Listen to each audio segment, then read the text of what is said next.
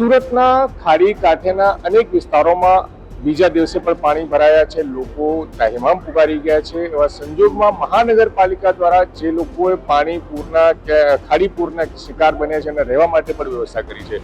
Gujarat તકની team એવા જ એક સેન્ટર પર પહોંચી છે। તસવીરોના માધ્યમથી હું આપને બતાવવાની કોશિશ કરી રહ્યો છું। આ સુરતના ઉધના વિસ્તારમાં જે ભીમનગર આવેલા ત્યાંની એક સરકારી સ્કૂલ છે અને મહાનગરપાલિકાનો સ્ટાફ છે જે અહીં સતત ડ્યુટી કરી રહ્યો છે અને આ જે રૂમ છે, જે કમરા છે, જે સ્કૂલના ત્યાં કેટલાક પુરુષોને, મહિલાઓને, બાળકોને મહાનગરપાલિકા દ્વારા અહીં રાખવામાં આવ્યા છે।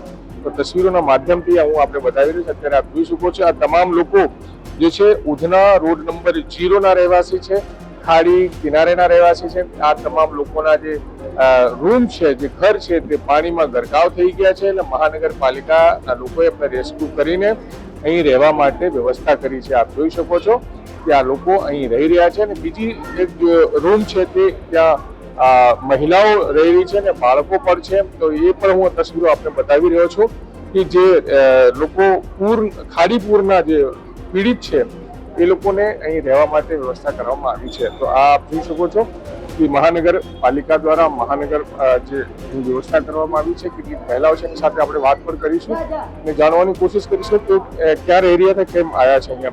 क्या नाम है आपका? पूनम पासवान। ये बताइए कहाँ रह रहे थे, क्या कुछ हुआ है आपके घर में, पानी वगैरह आ गया था क्या? हमारे घर में हम उतना रोड नंबर 0 पे रह रहे थे, वहाँ पे नाले के पास पानी पूरा भर गया, रूम में सब सामान भीग गया हमारा। हम लोग वहाँ रह नहीं पा रहे, इधर हम लोग आए हैं भाग के अपने बच्चों के साथ और इधर हम लोग हैं। તો બિલકુલ આપણે સાંભળ્યું કે આ લોકો ક્યાં રહી રહ્યા હતા અને કેવી રીતે અહીંયા રહેવા માટે આવ્યા છે। બીજા લોકો સાથે વાત કરીશું। તો તમારું નામ क्या है? श्यामलाल। श्यामलाल, कहाँ रह रहे थे, क्या ऐसे पानी भर गया?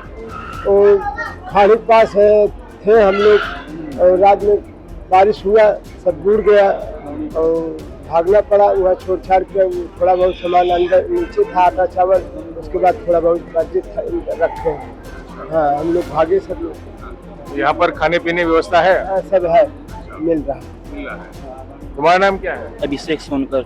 अभिषेक, ये बताओ कि तुम भी यहाँ रह रहे हो? मैं भी यहाँ पे ही हूँ। क्या हुआ तुम्हारे घर में, पानी वगैरह आ गया? पानी आ गया रात में 9:30 बजे करीब में, पानी भर गया पूरा घर में, सामान खराब हो गया हमारा।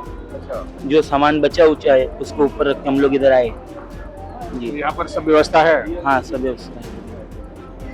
તો બિલકુલ આ તમામ લોકો છે જે ખાડીપુરના શિકાર લોકો છે અને ખાડીપુરના કારણે આ લોકો જે એના ઘર બકરીના સામાન જે છે ખરાબ થઈ ગયા છે અને તો રહેવા માટે જે મહાનગરપાલિકાએ વ્યવસ્થા કરી છે તો મહાનગરપાલિકાની આ વ્યવસ્થાનો લોકો લાભ લઈ રહ્યા છે। આવી જ રીતે સુરતના અલગ અલગ વિસ્તારોમાં પણ લોકો ના રહેવા માટે જે ખાડીપુરના જે ક્યાંક ને ક્યાંક શિકાર બન્યા છે એ લોકોને રહેવા માટે મહાનગરપાલિકા દ્વારા વ્યવસ્થા કરવામાં આવી છે। તો સુરતના ઉધના વિસ્તારમાં આવેલ ભીમનગર જે સોસાયટી છે ત્યાં આ જે સરકારી સ્કૂલ છે મહાનગરપાલિકાની, ત્યાં 59 લોકોના રહેવા માટે, ખાવા માટે, પીવા માટે અને મેડિકલની પણ વ્યવસ્થા મહાનગરપાલિકા દ્વારા કરવામાં આવી છે। સંજય સિંહ રાઠોડ, ગુજરાત, સુરત।